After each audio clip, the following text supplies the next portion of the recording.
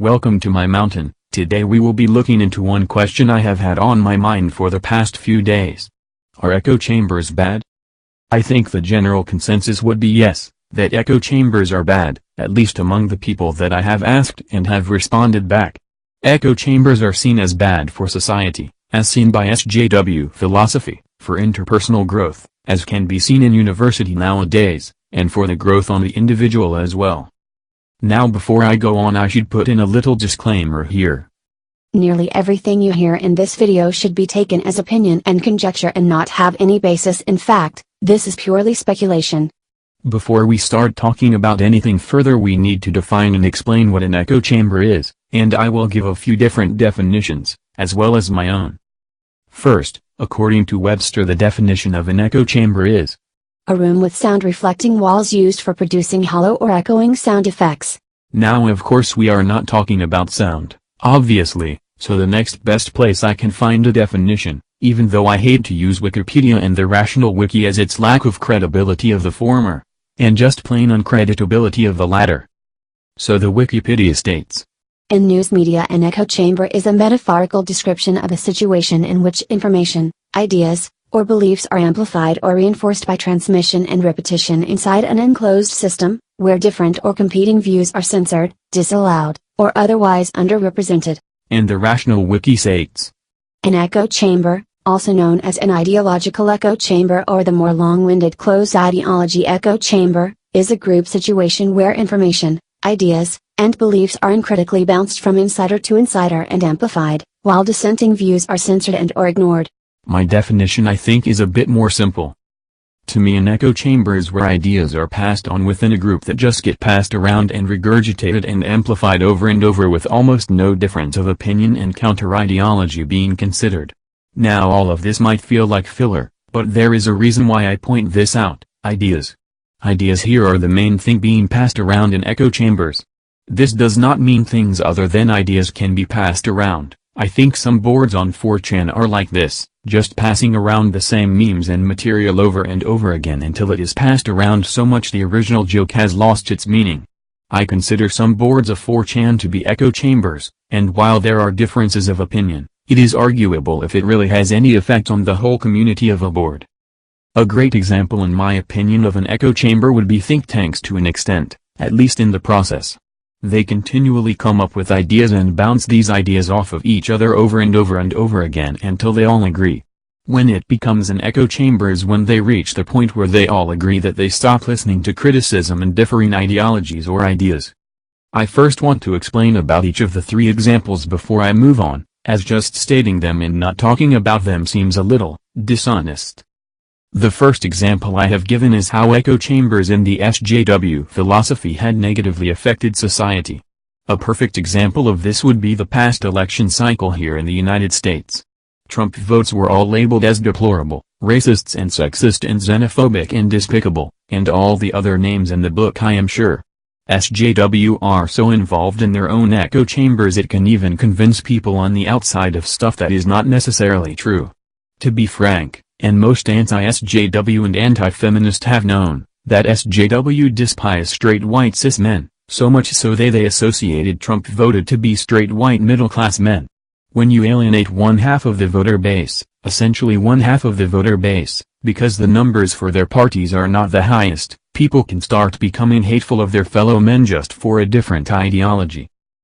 We vote Trump, damn it! You voted Trump! You voted Trump! Oh, we disrespect. Yeah, he voted Trump! She been so yeah! Oh, yeah. Oh, y'all vote. I gotta do that to Damn. Beat his ass! Don't vote Trump. Don't vote Trump! Don't vote Trump! Yeah, this shit didn't it.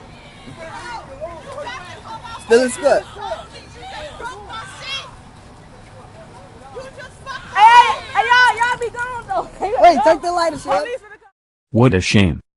The second example I used was interpersonal relationships within universities. Universities are becoming plagued with political correctness, even silencing opposing ideas and silencing them. Universities are coddling these millennials by giving them things like safe space, and also demonizing others by forcing them to take how not to rape someone classes. What this does is disrupt people's abilities to act with others of opposing ideas and ways of thinking. They get coddled, and when they don't like something they complain until they get their way, at the expense of the other person. A great example of this would be Miss O'Callagh. Even though she lied about the convictions, she is still carrying around the mattress as a form of protest because people disagreed with her and she did not get what she wanted. While people are challenging these ideas in universities, it seems the mass protests of activists seems to force the universities to side with feelings rather than with facts and rational thought. This is forcing universities to then become echo chambers of themselves, reinforcing the PC and S.J.W culture. The third example is really just a byproduct of the other two in some ways. The third example was personal growth. Echo chambers only serve to reinforce ideas of those in it over and over and over by bouncing around the same ideas, without injection of other ideas. People tend to start believing this and won't listen to anything else. It is as if they lose the ability to think beyond the echo chamber and think for themselves. It is as if they have become incapable of feeling empathy for the other side and understanding their point of view. This is bad for personal growth because it does not allow the individual to learn, grow and understand the world. An idiot, with no skills on learning or being able to think for themselves, trapped in a box with a door, will always keep banging his head on the wall, for that is what he has been shown. But the idiot who is able to stop and think and look around can always find the door to get out. This may or may not be clear to you, but the point of it was new thoughts and ideas are necessary for solving new problems. Without them we will always be stuck in that room banging our head on the wall. By now, with the examples I have used, anyone watching this video might think I am also making the statement that yes, echo chambers are bad, as this is all I have talked about so far, right? Wrong. The real question seems to be not if echo chambers are bad, but the ideology in them. You can use echo chambers to bounce good ideas back and forth, like how all people are just created equal and everyone deserves a chance. You can bounce any idea in an echo chamber and let it resonate in the group. I personally don't think echo chambers are bad inherently, but there are two things that usually make them bad. One starts at the beginning, and the E is at the end. The beginning of an echo chamber is the injection of an ideology. Political correctness ideology is a good example. It's a bad ideology to start with for multiple reasons. When a bad ideology resonates within an echo chamber, it will eventually turn everyone sour. Another great example of this may be some animal rights groups whose members believe that animal life is vastly superior to human life. Now the injecting of good ideology would be some like do unto others as they would unto you. As this resonates, people would start going out of their way to help their fellow man. People in the chamber all agree helping everyone is great and all people are equal and everything can be great. The second part of the problem is when an echo chamber turns for the worst and takes the ideology way too far. Religion, I think, is a good example.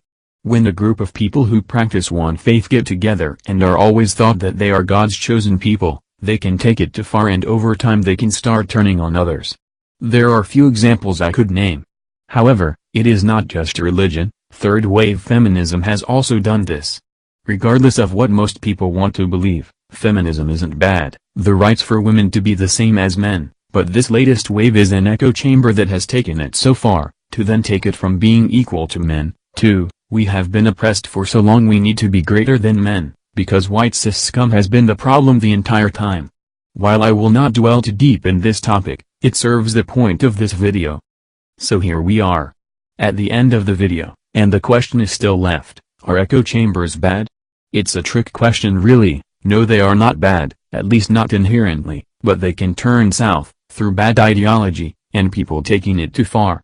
As with most things in life, it is not a simple yes or no that will solve the problem. It is sitting down and thinking about the problem, using rational thinking, facts, and thinking a problem through, so that the solution benefits everyone. Thinking things in terms of yes or no, is a steep valley, one that people must stay out of. Walk in the middle of the ridge, up to the top of the mountain. Do not falter, for being in either valley can cloud the mind. So walk the middle, and join me on my mountain. I'd like to thank you for watching this video, it does mean a lot. If you enjoyed the video, leave a thumbs up or a comment. It has been a pleasure, and thanks once again.